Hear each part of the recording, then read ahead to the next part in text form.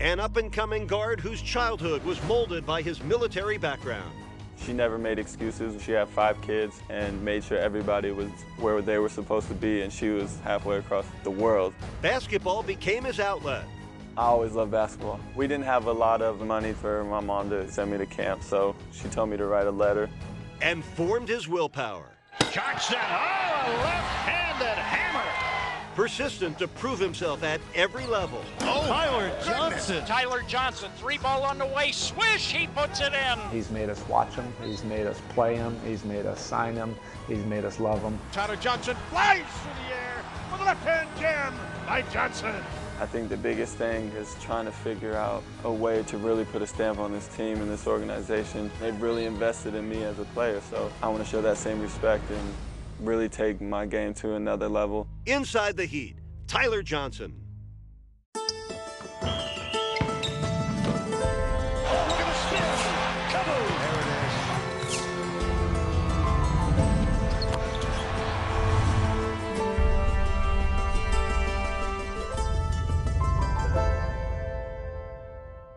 Welcome to another edition of Inside the Heat. Hello again, everybody. I'm Eric Reed.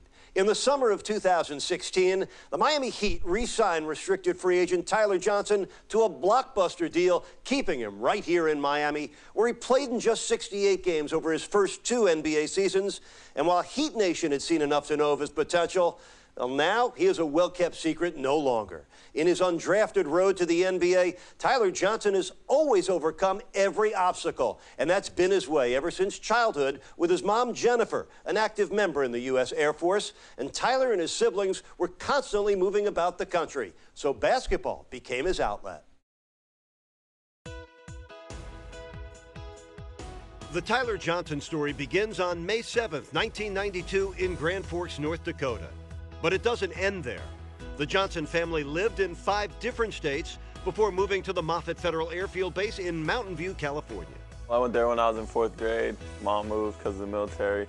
We lived on the military base there. You know, it's a place where I like to call home. My mom still lives there. What was your life like while you lived there? Back in that time, we actually had a lot of kids on base, so there would be like 20, 30 kids outside. We would play big games of manhunt or tag. We would get games of 2-on-2 or 3-on-3, and we'd have a winner's court and all that, so it was actually a lot of people you could go play with. You mentioned your mom and her involvement with the military. Tell us about what her job was like and what that was like for you. When she moved us to California, her job was in search and rescue. If somebody got trapped up in the mountains or something like that, her platoon would go and take care of, so sometimes she would have to be on missions and we wouldn't really have contact with her for the night or something like that, and then she would deploy. I think her first deployment was when I was in 5th grade. She was gone for 6 months, so our family had to become really close in order to get through those times when my mom was gone. Her life and her job with the military, how'd that impact you in terms of her as a role model?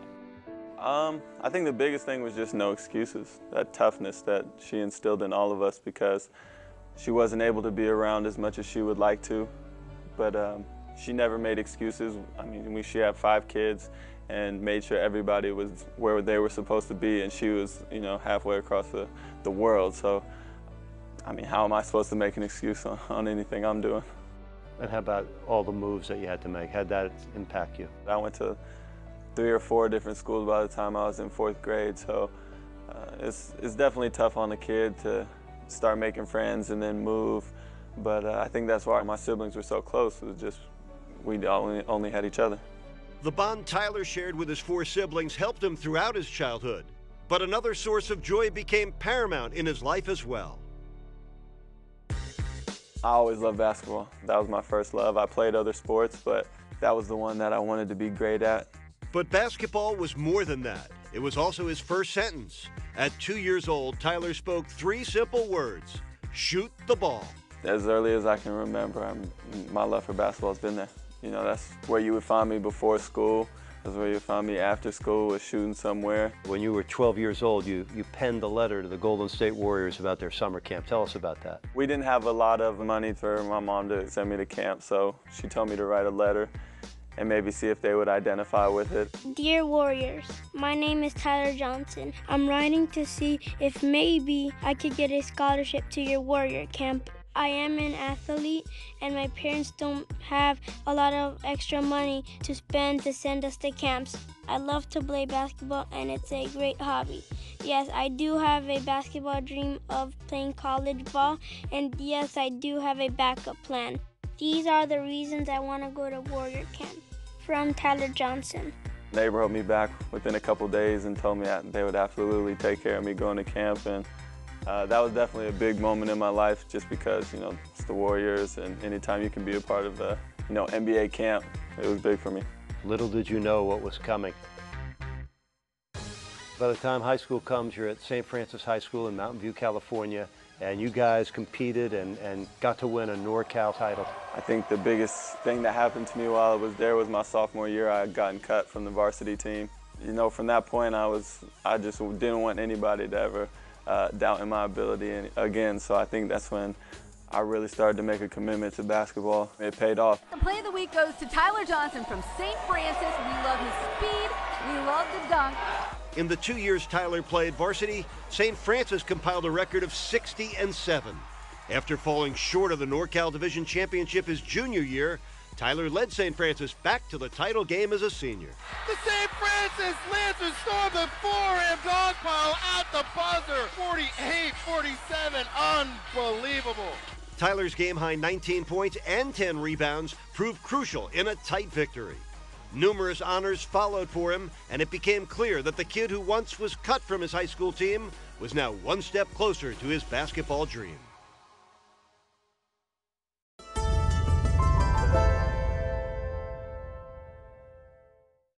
Welcome back to Inside the Heat.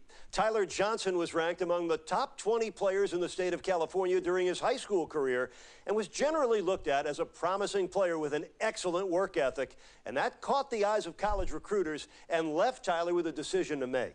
Now, his goal was to someday play in the NBA, but his next step was staying close to home for college, where he continued to refine his game at nearby Fresno State University. You had your choice of some colleges. Talk about what recruiting was like and why you ultimately chose Fresno State.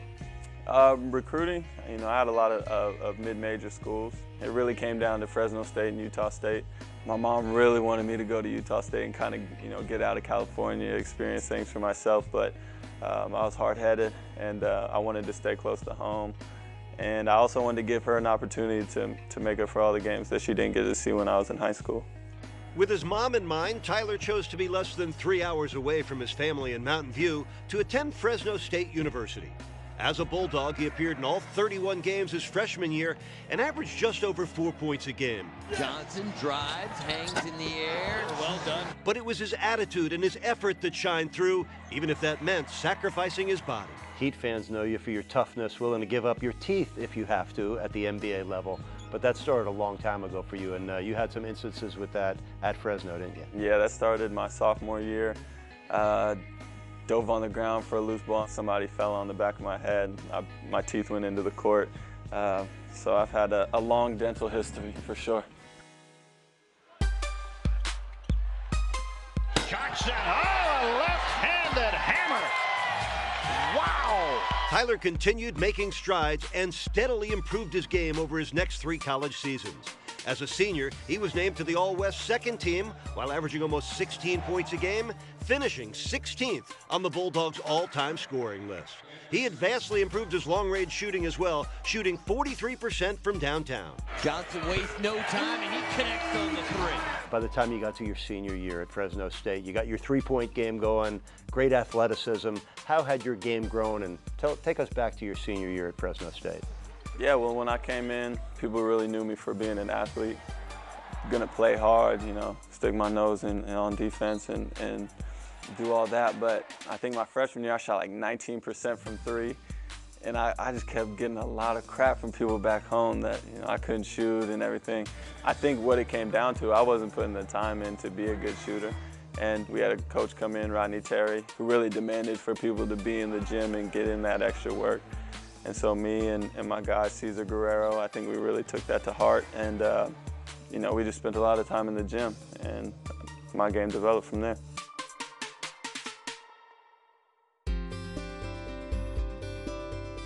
Another great thing happened to you in your senior year. You and your fiance Ashley had a baby boy, Damien. How did you balance fatherhood, being a college kid, and playing college basketball all at the same time? I mean, it was tough, but we had a lot of help. I mean, her parents, my parents, we had a lot of support from people who really cared about us, and so it didn't seem as hard. I think our classes happened to work out where I could be home half the day and she could be home half the day, so we didn't have to, you know, find a babysitter and leave our newborn with with somebody that we didn't really know. So, you know, I think it just speaks to the amount of support that we had at that school and our family. With his senior season winding down, Tyler was adjusting as a new dad and had to think about what life would be like after college. He had talent leaving Fresno State, and he knew he wanted basketball in the picture. But what he really wanted was a chance to be seen by NBA teams. Well, I knew I wanted a chance to play Summer League. I think that's the only thing that I was really working towards.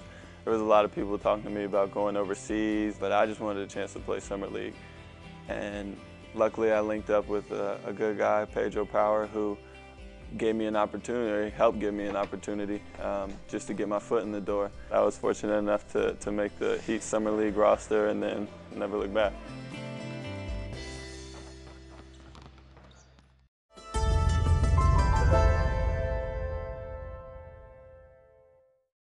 Welcome back to Inside the Heat. Tyler Johnson spent his 4 years at Fresno State really working on improving his game, and by the time he was finished with his senior year, he was ranked 16th on Fresno State's all-time scoring list and was named to the All-Mountain West second team. Now, he was not selected in the 2014 NBA draft, but that did not deter him from his NBA dreams. He seized an opportunity to play with the Miami Heat in the 2014 NBA Summer League, and while this was a step in the right direction, Johnson knew that the real work was just beginning. Tyler Johnson, big game hunting. Now, Summer League, it's competitive and it's cutthroat because you don't want to blend in NBA Summer League. You want to stand out, and you did. But Chet Kammerer, who does a great job of scouting for the Heat, he saw you at Fresno State. He told Pat Riley and Eric Spoelstra about you. What were your earliest recollections of meeting those three gentlemen? I got to meet all those guys, and I was kind of starstruck. I think I had my worst game when I saw all of them in the stands just because I wanted to play so well and do so well. My thing was I wasn't going to try and do too much. I was going to take over shots when they came to me, and I was going to play as hard as I could. And Tyler Johnson wins it on a lob at the buzzer. That bucket counts. You know, fortunately enough for me, that's what the Heat culture is all about, is you know, it's not who can score the most points, it's who can contribute and play their role to help the team win. So Summer League winds up, and you have an opportunity to maybe go over to Spain and play professional basketball over there. And it was during that time you're mulling that over, the Heat offer you a contract to come to training camp. Tell us about that very important moment, and how easy was that decision for you? Probably like 20 minutes after I had told my family we were going to Spain, and I kind of accepted it, we got a call back from the Heat saying that you know, they were bringing me to training camp for a partial guarantee. Man, it was chaos in the house. I mean, I remember everybody running through, in and out the house, the backyard, just excited for what we had done. How did you approach that first Miami Heat training camp, and what do you remember most about it?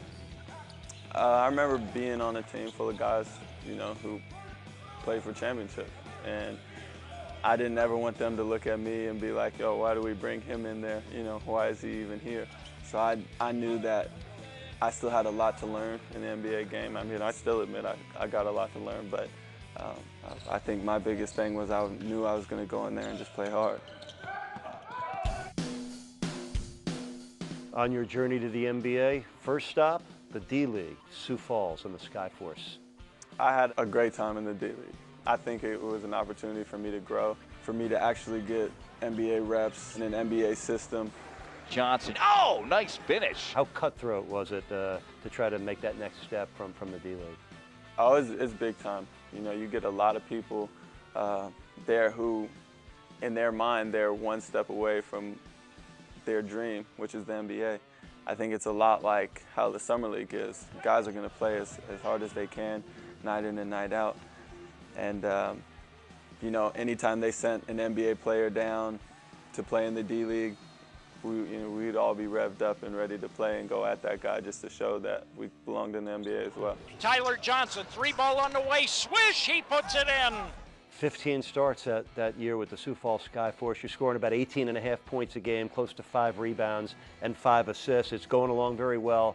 And then all of a sudden, in January of 2015, that call comes from the Heat, and you were Miami bound. It was a little bit surreal. You know, unfortunately, I didn't get to play a whole bunch on my first 10 day, and they sent me back down for, I think it was 2 games. And then D-Wade actually got injured. A team is expected to sign Tyler Johnson back from the D-League, another 10-day contract. And I was like, oh, you know, I don't know if I'm going to play, just like maybe the last one. Tyler Johnson hits the runner. No, it was like I remember the first quarter of the Dallas game, but I don't think I looked back since.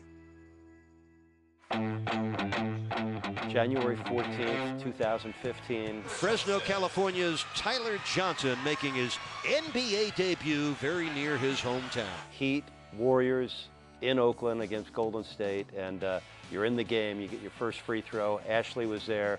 Family members were there. What was the moment like? I really enjoyed it. You know, I don't really tend to reminisce about the past a whole lot, but the fact that my first NBA points were in front of hundreds of friends and family, that was a great experience for me.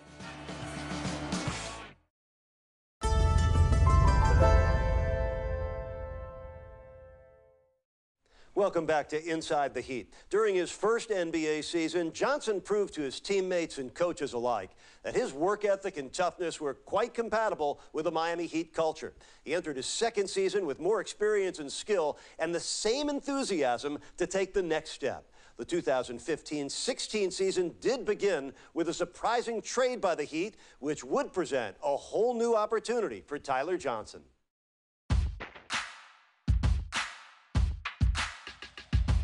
Tyler, in the 2015-2016 season, Mario Chalmers moves on. He gets traded. How'd you take that? What was that transition like at this level? It was a little bit of an adjustment for sure. But I think for me, I feel like if you throw me out there, I'm going to try and excel no matter what the circumstances are. Johnson pulls up and makes it. He has become an impact player off the Heat bench. He's earned his minutes. Part of the reason why Chalmers was traded. He's already playing with a lot of confidence. I think, you know, it's going to be his time to shine right now. That first season, cut short by a shoulder injury, yet you were able to physically and mentally battle your way back to be ready for the playoffs. Tyler Johnson to the rim, layup, and got it to go. Welcome back, Tyler.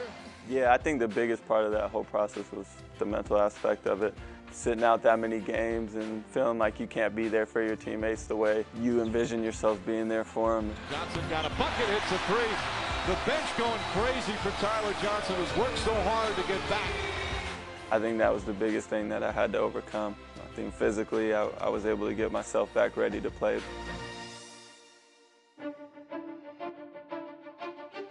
Free agency has begun. The Heat's first free agency move, get first dibs on Tyler Johnson. Tell us about the whirlwind summer and how you almost felt like you wouldn't be sitting here wearing a Heat uniform this year.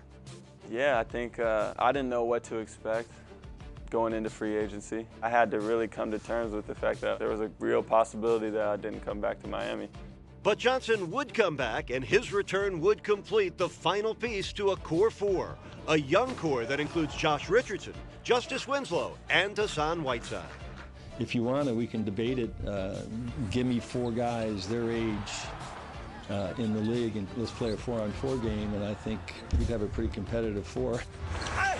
Johnson reaching back, drawing the foul, and finishing. And that was a terrific drive. It's a really good group of guys that you're playing with here in Miami this year as the new era unfolds. What are your thoughts and expectations for the season at hand and what's ahead? I mean, I think we're going to go as far as our chemistry takes us. Tyler Johnson. Oh, he got Whiteside for the dunk.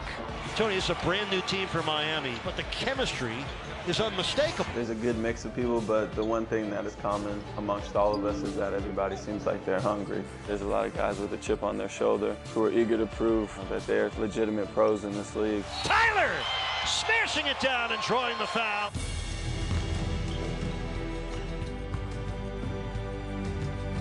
Your third year in the league with Miami and an amazing opportunity in front of you. You're off to a great start.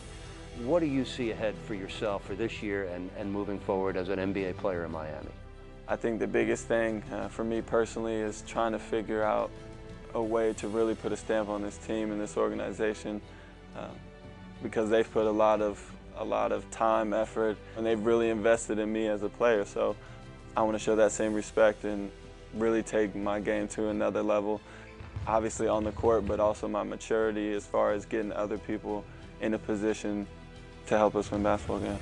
We don't care if he was drafted. We don't care where he came from.